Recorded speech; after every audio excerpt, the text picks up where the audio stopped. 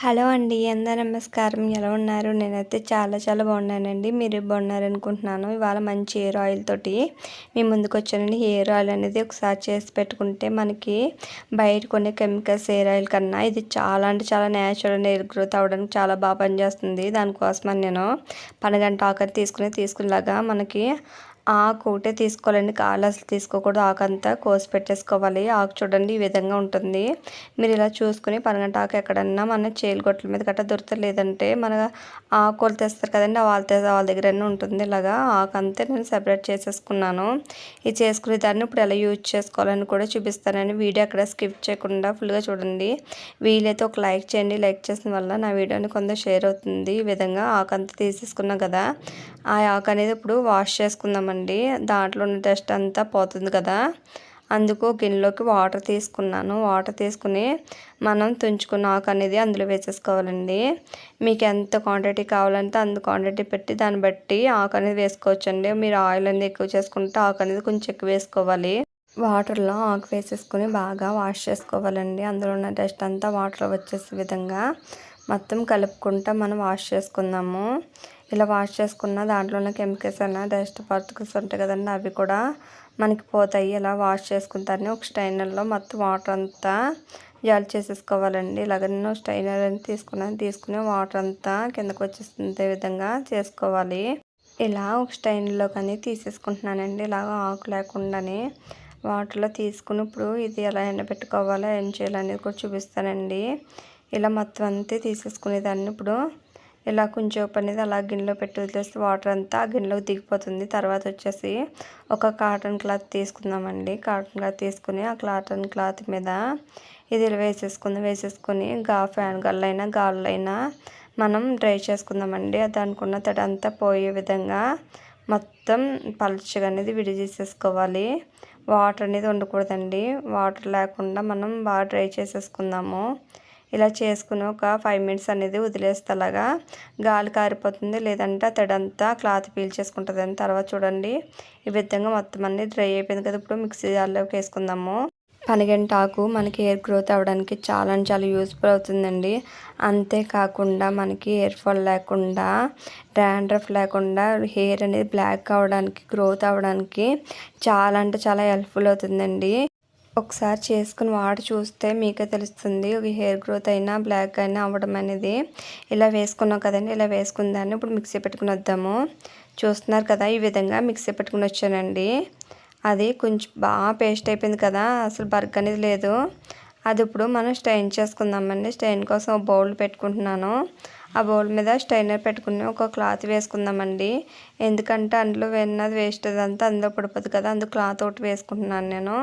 వేసుకున్న క్లాత్ మీద మంచి మిక్సీ పెట్టుకున్న పేస్ట్ అని వేసేసుకోవాలండి.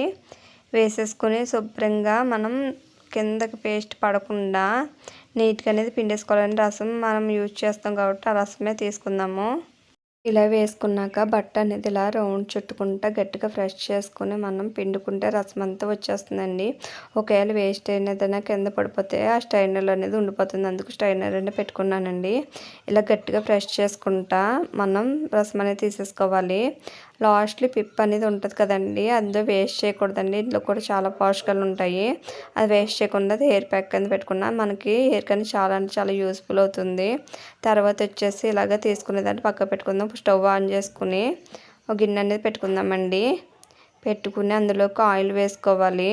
ఆయిల్ అనేది మీ చాయిస్ అండి, ఏదన్నా వేసుకోవచ్చు. లేదా షాప్లో కొనుక్కు తెచ్చుకున్నా వేసుకోవచ్చు. లేదంటే గాను దగ్గర ఆడించుకున్న ఆయిల్ ఉంటుంది కదా, కోకోనట్ ఆయిల్, అదన్నీ యూజ్ చేసి నేను గాను దగ్గర ఆడించిన ఆయిల్ అనేది తెచ్చుకున్నానండి.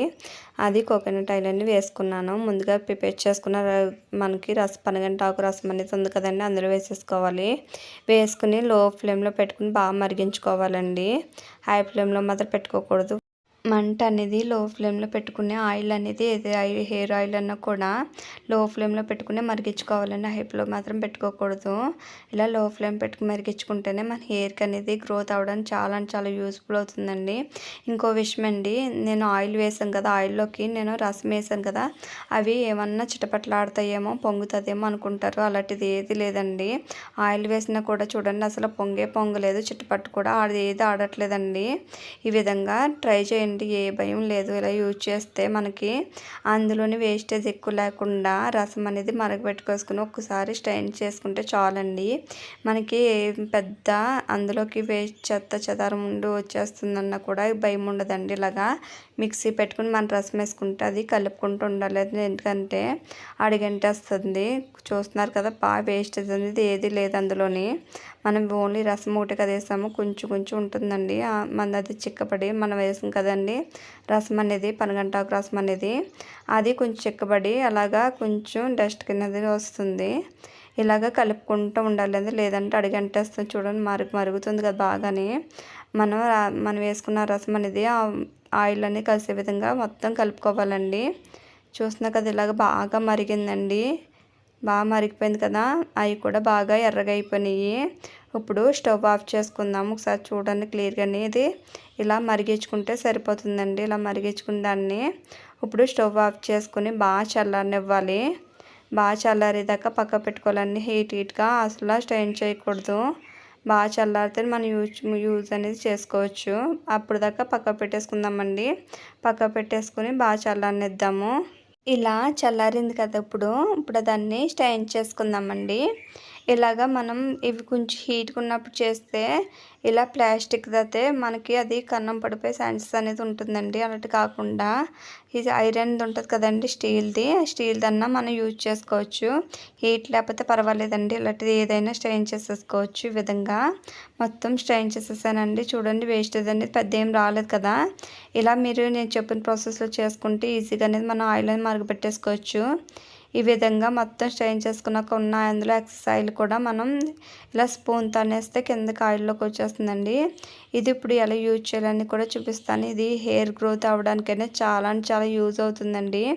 పిల్లలు కానించి పెద్దలు కానించి జెంట్స్ అయినా లేడీస్ అయినా అందరూ యూజ్ చేయొచ్చు ఈ ఆయిల్ అనేది.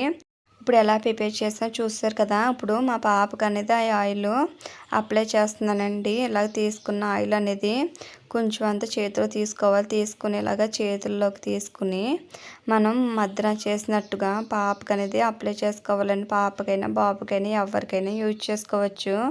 ఈ విధంగా హెయిర్ అంతా లాన్ కుదట్ల దాకా అప్లై చేసుకోవాలి. అప్పుడే లాన్ దాకా వెళ్ళి హెయిర్ గ్రోత్ అవ్వడానికైనా చాలా అంటే చాలా బాగుంటుందండి.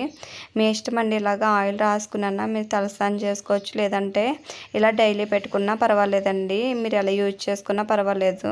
మా పాప హెయిర్కి అంతా అప్లై చేస్తానండి. చూడండి, ఈ విధంగా మొత్తం హెయిర్కి అనేది కుదిట్ల దాకా పెట్టేశాను. ఈ విధంగా మీరు ఒకసారి ట్రై చేయండి. ట్రై చేసి ఎలా ఉందో కామెంట్ సెక్షన్లో కామెంట్ చేయండి. థ్యాంక్ యూ అండి. Thank you for watching.